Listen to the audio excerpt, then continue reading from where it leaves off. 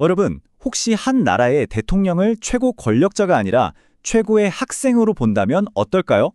오늘은 바로 이런 관점에서 한 국가의 지도자를 전혀 다른 시각으로 해석하는 아주 독특하고도 흥미로운 세계관을 한번 들여다보려고 합니다. 자, 대통령의 5년 임기가 권력을 누리는 시간이 아니라고 한번 상상해 보세요. 그게 아니라 온 세상을 교실 삼아서 배우는 거대한 최고위 과정이라면요? 네, 바로 이 도발적인 질문이 오늘 우리가 파헤쳐볼 이야기의 가장 중요한 핵심입니다. 첫 번째 파트입니다. 여기서는 대통령을 권력자가 아니라 학생으로 바라보는 관점을 조금 더 자세히 살펴보겠습니다. 보통 우리가 대통령 하면 떠올리는 이미지가 있잖아요. 지도자, 행정수반, 국군 통수권자, 뭐 이런 것들이죠. 그런데 이 자료가 제시하는 관점은 완전히 달라요. 대통령은 학생이고 수련생이고 아직은 예비대표자라는 겁니다. 정말 다르죠? 이 자료의 핵심 사상을 가장 잘 보여주는 문장이 바로 이겁니다.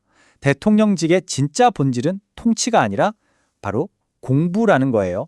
그것도 최고의 공부 말이죠. 그리고 이 아주 특별한 최고의 과정의 학기는 딱 5년입니다.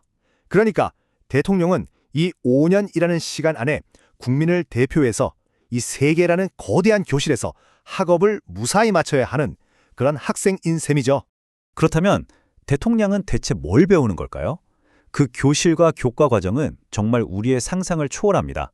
이 관점에서 보면요, 대통령의 가장 중요한 수업은 바로 전 세계의 지도자들을 직접 만나는 겁니다.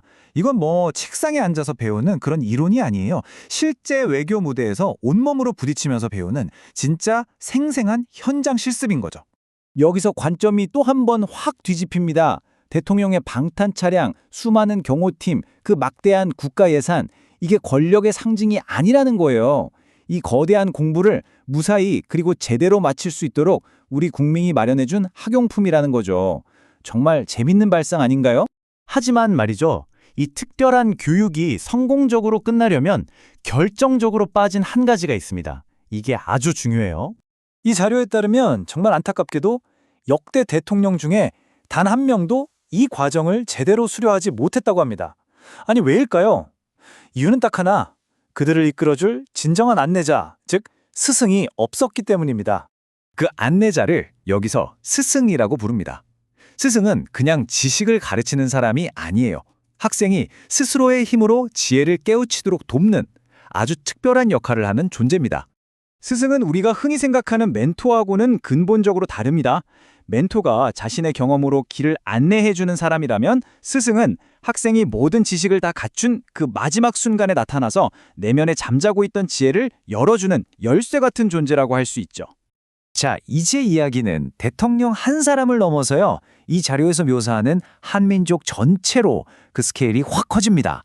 이 자료에서는 한민족을 천손, 다시 말해 하늘의 자손이라고 불러요. 이게 무슨 뜻이냐면 지혜를 스스로 깨우칠 수 있는 아주 특별한 DNA를 타고났다는 의미입니다. 하지만 이렇게 엄청난 잠재력을 가진 천손의 지금 상태를 마치 행성 같다고 비유합니다. 무슨 말이냐면 어마어마한 질량, 즉 잠재력은 품고 있는데 스스로는 빛을 내지 못하는 상태라는 거죠. 그리고 이들의 궁극적인 운명은 바로 그 내면의 지혜를 깨워서 온 인류를 위해 스스로 빛을 내는 별이 되는 것이라고 말합니다. 그리고 이 거대한 이야기에는 또 다른 아주 중요한 그룹이 등장합니다. 바로 유대민족입니다. 이 자료의 관점에 따르면 그들은 바로 그 빛, 다시 말해 지혜를 찾아서 수천 년 동안 전 세계를 움직여 왔다고 해요. 그들은 지식의 DNA를 가진 민족으로 묘사돼요. 수학적 능력도 뛰어나고 세계 경제를 움직이는 힘도 가졌죠. 하지만 결정적으로 스스로는 지혜의 빛을 낼 수 없다고 합니다. 자, 이제 두 민족의 이야기가 하나로 합쳐지면서 이 철학의 정말 장대한 결말을 향해서 나아갑니다. 두 그룹의 역할은 아주 명확하게 나뉩니다. 천손, 즉 한민족은 지혜를 열고 유대민족은 지식을 관리하면서 세계의 경제력을 쥐고 있죠. 그러니까 서로에게 꼭 필요한 조각을 가지고 있는 셈입니다. 그리고 마침내 이 자료가 그리는 최후의 시나리오가 펼쳐집니다. 먼저 천손이 지혜의 빛에 발합니다. 그러면 그 빛을 오랫동안 찾아 헤매던 유대민족이 자신들의 모든 경제력을 가지고 한복으로 온다는 거예요. 그리고 이곳에 새로운 이상향, 즉 에덴 동산을 건설하게 된다는 것이죠. 이 모든 이야기를 관통하는 마지막 메시지가 바로 이겁니다. 돈을 쫓지 말라는 거예요. 각자 자기 자리에서 인류를 위한 일을 찾아서 스스로 빛을 내는데 집중하라. 그러면 경제, 즉 부는 저절로 따라온다는 겁니다. 결국 이 모든 이야기는 우리에게 하나의 근본적인 질문을 던지고 있는 것 같아요. 인류가 정말로 추구해야 할 궁극적인 목표가 과연 경제적인 번영일까요? 아니면 우리 모두의 집단적인 지혜를 꽃피우는 것일까요? 여러분의 생각은 어떠신가요?